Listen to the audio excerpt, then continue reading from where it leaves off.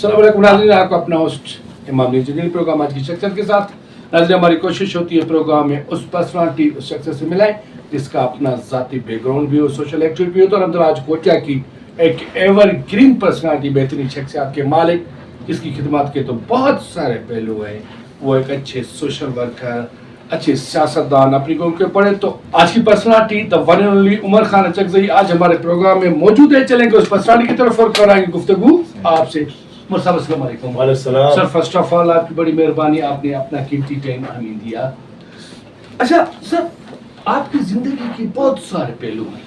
अगर खिदमत के हिसाब से देख रहे हैं तो कोई टाइम बहुत सारी आपकी खिदमत है। अगर स्पोर्ट के हवाले से तो आप एक ऐसा नाम है जो पूरी वर्ल्ड में फेमस है। अगर सियासत की तरफ जाएंगे तो सियासत के भी आप हीरो हैं, और अगर सोशल एक्टिविटी की तरफ वो भी आपका बड़ा सा पहलू है।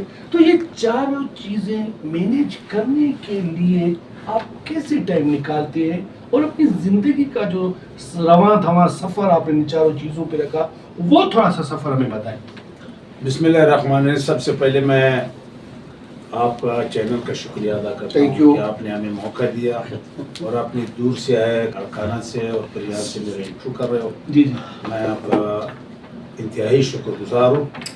मकसद ये है कि इंसान के लिए कोई काम मुश्किल नहीं है, सही। अगर करना चाहे तो करना चाहे सही। तो मैंने जब स्टार्ट लिया तो मैं जब मार्शल आर्ट्स में आया तो मैंने सोचा कि शायद आप इतने वस्ताद बन सकोगे, फलां आदमी जो ब्लैक बेल्ट है आप ब्लैक बेल्ट बन सकेंगे, फिर वो ब्लैक बेल्ट 4 डान 3 डान 5 डान 6 डान 7 डान है वो आप बन सकेंगे। मैंने बोला ये भी वो एक दिन होगा जो इंशाल्लाह आप पहुंचेंगे। तो हमने स्ट्रगल लग गया। मैं स्पोर्ट्स में साथ में मैं बलूचिस्तान का जूलियन थ्रो, डिस्कस थ्रो, इनका भी बलूचिस्तान चैंपियन। अच्छा। और मैंने एक साल में मैं और मेरे दो दोस्त थे, हमने साल में संडेमन स्कूल में हमने मैट्रिक किया, मैं संडेमन स्कूल से, और बीएससी हमने सर्च कॉलेज से किया, और एमएससी मैंने बलूचिस्तान यूनिवर्सिटी से किया। एमए मैंने आयात पे प्राइवेट किया। तो मैंने हम लोगों को याद है कि एक साल में हमने फुटबॉल में, अकीम में और एथलीट्स में और गोला नेजा प्लेट और इसमें हमने 6 चिट्ठियां दिलाई थी एक साल में। एक साल 1 ईयर से हुई। एक साल में हमने पूरे बलूचिस्तान को फिट करके तमाम स्कूल्स को हमने 6 गेम्स में हम चैंपियन बने और 6 दफा हमने चिट्ठियां दिलाई बच्चों को। तो ये स्ट्रगल ऐसी है कि मैं कहता हूँ कोई चीज मुश्किल नहीं है अगर करना चाहे। फिर उसके साथ मैंने सोशल काम स्टार्ट किया लोगों कि यार आपने तो मंशियात में दूसरे में जवानों को रोका और इस चीजों से दूर किया, उससे नफरत फैलाया। मैंने अपनी लाइफ में मैंने चाय नहीं पिए। चाय क्या चीज है? अच्छा। नोज ब्लीडिंग हो रही थी बचपन में, वालिदा अल्लाह मग़फ़िरत नसीब फरमाए हमारे तमाम मुर्दगान को। तो फिर मैंने वो मेरे नोज ब्लीडिंग हो रहा था, डॉक्टर को दिखाया कि जे उसको चाय न दे, चाय गर्म है, फलां चीज न दे फलां। तो जब मैंने वो संभाला, मैंने जिंदगी में चाय जुबान पे नहीं रखी कि चाय क्या चीज है। सही। इसी तरह उनके साथ नस्ले जूसेस है, कोल्ड ड्रिंक है, बोतल है, मैंने कभी नहीं पिए। अच्छा, ये चीजें पान है, जिस किस्म के लोग नशे करते हैं, पान परक है, दूसरी चीजें, इस चीजों से सुपारी लोग, सुपारी वगैरह, बिल्कुल इस चीज से मैंने काफी दूर रहा। सही। कि ये जिंदगी के आपके जो एक्टिविटीज है उस पर असरअंदाज होंगे और आपको डिस्टर्ब करेंगे और आपको अपने जो आपकी एक काज है, मकसद है, उससे आपको हटाएंगे। सही। तो लिहाजा हमने उससे दूर पे इनका। आज भी मैं इस दौर में भी, इस टाइम भी मैं 15,000 16,000 17,000 स्टेप ट्रेनिंग डेली करता हूँ। अच्छा, डेली करते हैं? डेली करता हूँ, सिवाय जुमे को मैं रेस्ट करता हूँ। सही। फुल रेस्ट करता हूँ, कोई काम नहीं करता हूँ जुमे को। पूरा हफ्ता मैं स्ट्रगल करता हूँ, पूरा हफ्ता मैं स्पोर्ट्स करता हूँ, पूरा हफ्ता मैं स्कूलों, कॉलेजेस, फैमिलीज की तरफ जाके मैं चाइल्ड लेबर, नारकोटिक्स, एनवायरमेंट से डावरी, बेनिफिट ऑफ स्पोर्ट्स और झूठ की इफ्तिदा घर से, ये मेरे सब्जेक्ट है जो रजिस्टर्ड सब्जेक्ट है, इस पे मैं काम करता हूँ। बच्चों से ऐसे कंपटीशन, डिबेट्स और तकरीर मुकाबले। अच्छा सर, वो सियासत वाला जो आपका सफर है, सियासत बारे में थोड़ा बताएं। सियासत मुझे कई बार इस तरह ऑफर हुए हैं, फारूक लगारी साहब वाला मग़फ़िरत नसीब फरमाए, मिलत पार्टी थी इनकी। सही। तो मेरे वार्ड में जब आया तो मेरे साथ 6 घंटे बैठे रहे। अच्छा। प्रेसिडेंट पाकिस्तान तो कह रहा था कि मैं कुरान शरीफ की तिलावत करता हूँ, मैं कसमिया कहता हूँ कि मैं اس سے میں سمجھ رہا کہ میں 2-3 گھنٹے بیٹھا ہوں. صحیح. میں جب اب اسٹیج پہ آیا جو میں نے گھڑی دیکھی میں 6 گھنٹے بیٹھا ہوں, مجھے 2 گھنٹے محسوس ہوئے. اور میں یہ دیکھ رہا تھا کہ پیچھے کوئی سیٹ پہ کوئی بندہ نہیں ہوگا, اور میں دیکھ رہا ہوں کہ لیڈیز اور میل فیمیل سیٹوں کے انتظار کر کوئی سیٹ خالی اور وہ بیٹھ جائیں. بالکل. تو میں نیکسٹ آپ کے پروگرام میں پھر آؤں گا. وہ پھر میرے پروگرام میں فاروق لغاری صاحب اگلے سال پھر آیا, میرے ساتھ پورے دن بیٹھا رہا. صحیح. تو یہ سلسلے جو ہیں یہ سارا آپ کے مینیج کرنے کا اور آرگنائز کرنے کا طریقہ کار ہے آپ اس پروگرام. پھر اس کے بعد یہ میں نیشنل ایوارڈ کرتا ہوں, ہر سال نیشنل ایوارڈ کرتا ہوں. اچھا. تو کرونا کے بعد بدبختی سے 2 سال ہوئے 3 سال ہوئے میں نیشنل ایوارڈ نہیں کیا. میں اس سال پھر نیشنل ایوارڈ کر رہا ہوں, اور ٹاپ 10 کو میں موٹر سائیکلز اور ایوارڈ, گولڈ میڈلز, سرٹیفکیٹس یہ دیتا ہوں ہر سال. میں نے مختلف بلڈ بینک کو فریج ڈونیٹ کیے ہیں اچھا خون رکھنے کے لیے. صحیح. بالکل. میں نے بچیوں اور بچوں کو کمپیوٹرز دیے ہیں, اور اس کے اندر جتنے مہمان بیٹھے ہوتے ہیں اس کے لیے لکی ڈراز ہوتے ہیں. اس لکی ڈراز میں موبائل قیمتی ایوارڈز وہ ہوتے ہیں وہ دیتے ہیں. السلام علیکم ناظرین, آپ کا اپنا سلیمان الجلیلی پروگرام آج کی شخصیت کے ساتھ.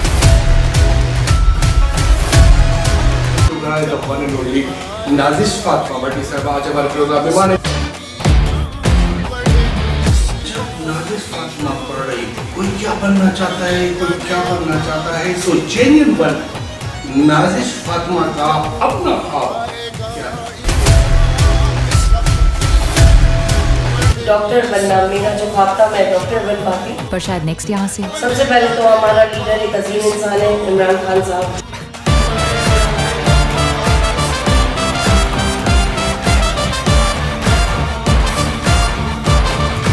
آپ کی نظر میں اور کون سی ایسی پارٹی ہے جو عوام کی معیشت کے لیے بہتر کام کر رہی ہے؟ 15 سال سے 2 پلیٹیں ہیں, پہلے آپ کھائیں پھر آپ کھائیں. خواب دیکھتی ہے ہاں کبھی کبھی بہت کم. ایسا بھی رسیم خواب جو بیٹھے ہیں اب تو سارے پورے نہیں ہوتے. آپ فیمیل ہیں تو آپ کو زیادہ تر جو لوگوں کا فیس ایکسپیرینس کس کے دل کا ملا؟ اللہ کا شکر ہے کہ اللہ نے مجھے سکسنس بہت اچھی دی ہے, تو سمجھ آ جاتی ہے کہ کوئی اگر آپ کی طرف آ رہا ہے تو وہ کس پرپس سے آ رہا ہے. جب آئے گا عمران سب کی جان بڑھے گی, اس قوم کی شان بنے گا نیا پاکستان. جب آئے گا عمران سب کی جان بڑھے گی, اس قوم کی شان بنے گا نیا پاکستان, بنے گا نیا پاکستان.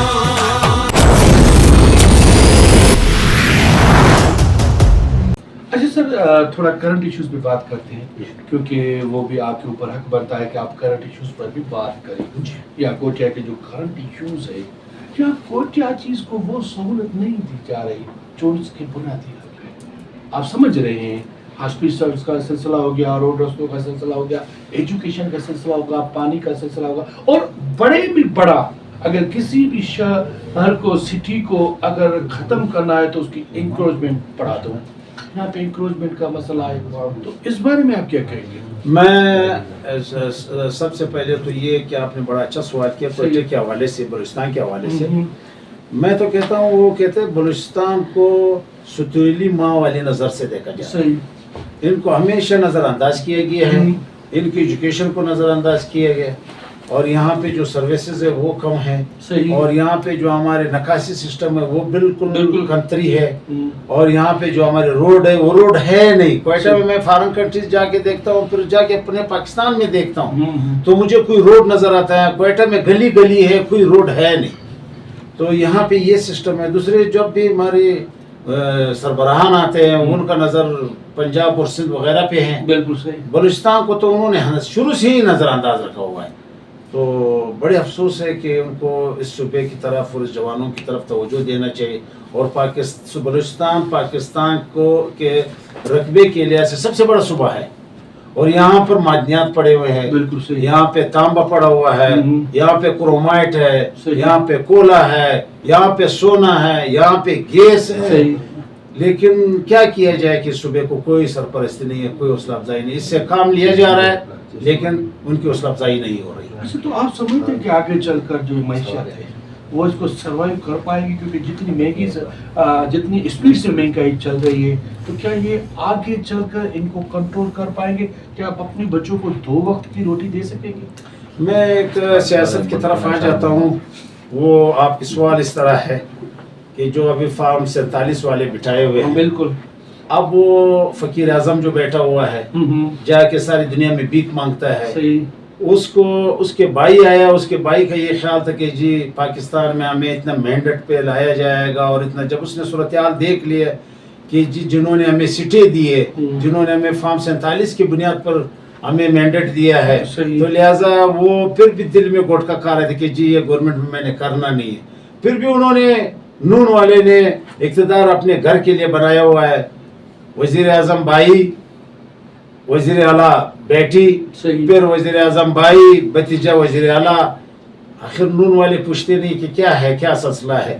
تو وہ یہاں پہ یہ حالات ہے کہ وہ جا کے بھیک مانگتے ہیں, IMF کے قرضوں کے نیچے ہمیں دبایا ہوا ہے, اور حالات یہ ہیں کہ جی سعودی اس کو $7 ارب دے رہا ہے. اس کے بعد بھی یہ پیسے, یہ 2 خاندان شروع سے قبضے پہ, اور یہ جو کچے پکے کا ڈاکو بیٹھا ہوا ہے صدر, بالکل صحیح, انہوں نے تو شروع سے پاکستان لوٹا ہے, اور وہ تماشا ان کو دیکھ رہا ہے. یہ صرف عمران خان کی وجہ سے اکٹھے ہوئے ہیں, عمران خان کے ڈر کی وجہ سے اکٹھے ہیں.